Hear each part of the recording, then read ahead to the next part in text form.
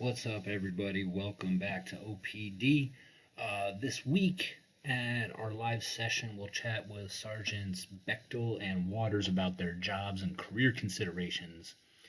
Since I'm no expert in their career fields, I thought we would take a chance to touch on some psychological points that relate to working in and leading teams, building rapport, a bit on self awareness and awareness of behaviors we may see in ourselves as well as students, defensive mechanisms, and touch quickly on traits of adult learners, which we all are. So, a quick word on our junior loadmasters and engineers. Our loadmasters are the youngest demographic in the squadron. If they haven't cross trained, our newest ones have come right out of BMT and tech school. Our Loadmaster students fly as ULs until their check ride, which takes a number of missions to reach. Sergeant Waters can talk to their program in way more detail, but I wanted to frame a little perspective for you. After mission qualification, a Loadmaster works towards becoming a primary Loadmaster, which is a squadron-specific qualification. From there, they can upgrade to instructor and evaluator. Your engineers do not come directly from the pipeline, though that will change this fall. At Kelly, they're scanner certified, FF, and can operate in that capacity on their own. In order to sit the panel, they have to be under the supervision of an instructor. Their upgrade to MF is a lengthy process, and Sergeant Bechtel can expand on this. After their MF certification, they can look to upgrade to instructor and evaluator. There are hours targets that training likes to use for the instructor upgrade, but much like with pilots, many factors are considered. An upgrade to evaluator is more needs driven. All right, let's get into rapport. So we're going to talk about rapport because trust and relationships ultimately make us effective as a team. Pilots, engineers, and loadmasters need to work in conjunction and harmony to move the airplane and cargo safely. You don't need to be the best of friends with everyone on the crew, and there might be people that you straight up don't like, but acting as professional aircrew members, you can still have trust in the other person to communicate and execute. Building trust among crew members accumulates what I like to call karmic currency, which can be used to help you overcome tough situations. For example, if you set the proper tone and demonstrate care and work for your crew throughout a mission, they're much more likely to react favorably when you need to inform them about a bad deal on a crew rest or to extend a duty day to push the mission. Without trust, belief that you act in the best interest of the crew, they can be suspicious of your motives, and negative situations can diminish morale. The mission will still get done, but it'll be that much more unpleasant. Some trust is built into the system. By virtue of your qualification, rank, and position, there's some trust that you're a capable operator. Beyond that, what we typically call positional or formal authority, you rely on reputation and your actions. We've spoken earlier about how important reputation is in the C5 community, and your ability to build rapport is key in gaining, maintaining, and growing a good reputation. So how's this done? We could spend a whole seminar on building rapport, but for time's sake, I thought I would take a quick snapshot from last month's book of the month, How to Win Friends and Influence People. There's a section called 6 Ways to Make People Like You. So we have number 1, become genuinely interested in other people. This makes the other steps possible. If you're not naturally empathetic, don't worry, it's a skill you can learn. I would argue that we are all born extremely self-centered and only learn empathy over time and through experience. A trick to building empathy initially, ironically, is to think in selfish terms. I care about this person's issues because they affect me in this way. Over time, whether consciously or subconsciously, you see results in the form of better work environment, and adversity is easier to overcome. Ultimately, you care for the sake of caring. 2, smile. We spoke earlier about the infectious nature of emotions. A positive presence makes you more enjoyable to talk to be around, to open up to, and communicate with. All of this underpins rapport and trust. 3, remember their name, and I would suggest more than just their name. We switch crew members nearly every mission, but unlike the Fight Club phrase, these are not single serving friends. Our people are part of our daily squadron life, and we overlap not just in the jet, but in the office as well.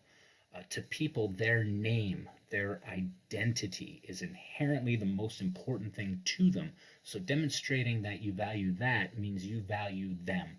A person who feels you value them will give you that much more trust rather than the converse. 4, be a good listener, get others to talk about themselves. Learn to make small talk. A great place to start is think of questions you can ask of others about themselves. For the most part, people love to talk about themselves, and it demonstrates that you care and are interested in them as a person and in their career.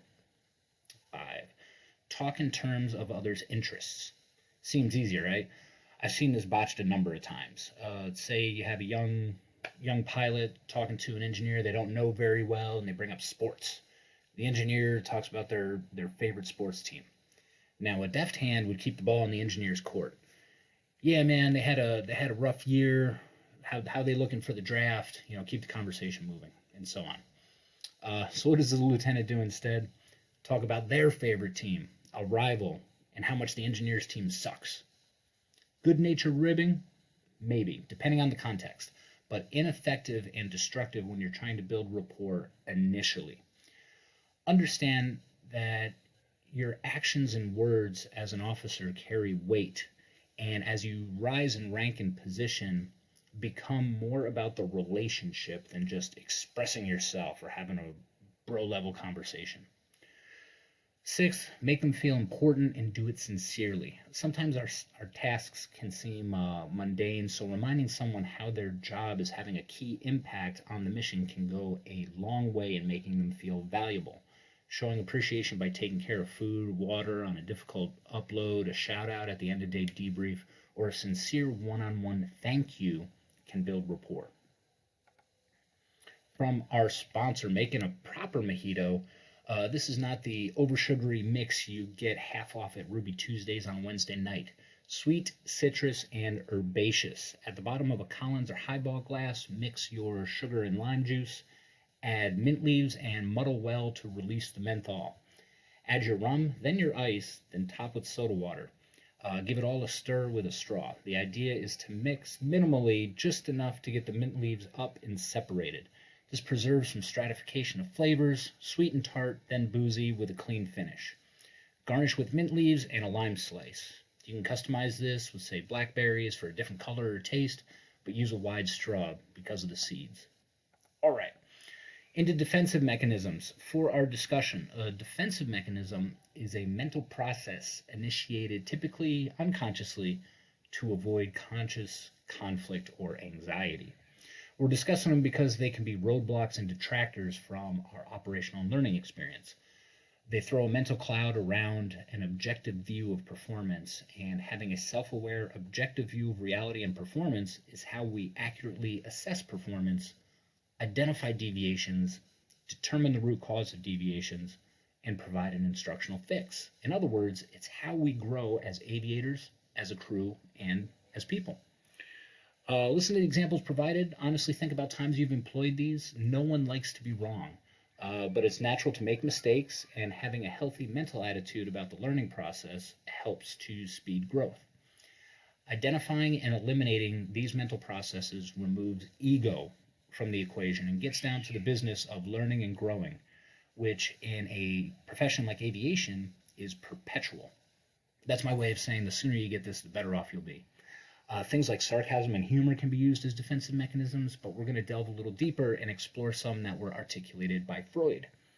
Some people are not fans of Freud, but in the pilot training environment and in the C5, I've seen these mechanisms in action numerous times, and I have the microphone, so you will listen to every word I have to say. Adam Sandler. All right, some examples of defensive mechanisms. Denial. You got 5 knots slow on approach. No, I don't think so. My power control is pretty good. Displacement. I've seen this play out with a student who got a bad debrief, and then they take it out on their classmates since their peers are less threatening than the instructor. Or perhaps on a C5 mission, the pilot critiques a student engineer and then the student throws attitude at his instructor. I've seen this happen as well. Projection. Students confronted about being unprepared and throw someone else under the bus, like another student or an instructor. On my last mission, so-and-so didn't have an issue with it. Rationalization. This is a favorite for quibblers.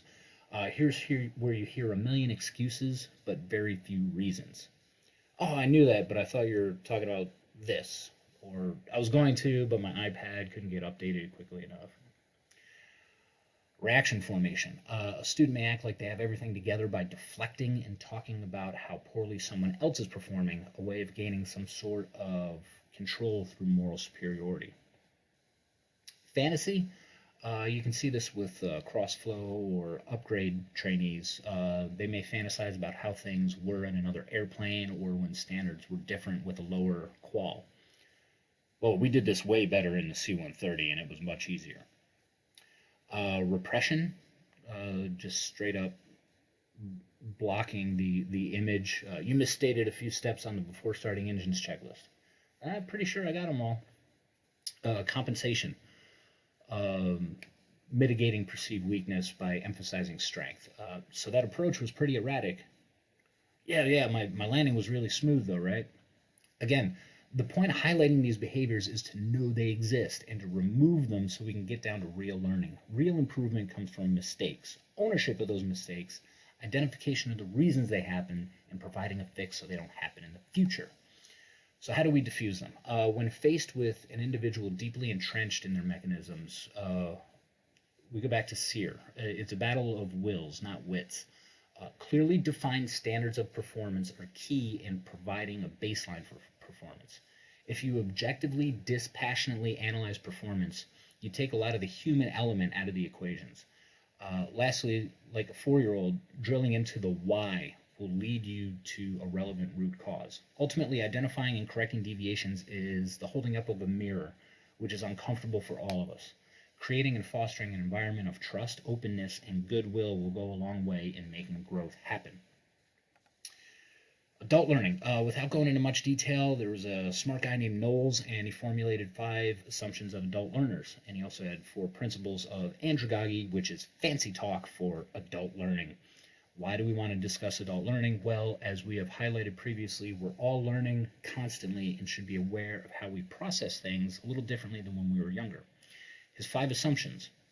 As people age, their learning transforms from dependent to self-directing. Adult learners view education as a valuable resource and can absorb a greater quality and volume. They're problem-oriented, that is, they're more ready to learn when it affects something in their life. They're problem-oriented versus subject-oriented. For example, if you ask a child, do you want to learn about dinosaurs? They're going to be like, hell yeah, I want to learn about dinosaurs. The adult learner wants to learn something that affects them, a fuel pump or something. Adult learners respond to external motivators, but the more potent ones are internal: self-esteem, pride, recognition. His 4 principles. Adults need to be involved in the planning and execution of their training. Experience, including mistakes, provides the basis of their learning activities.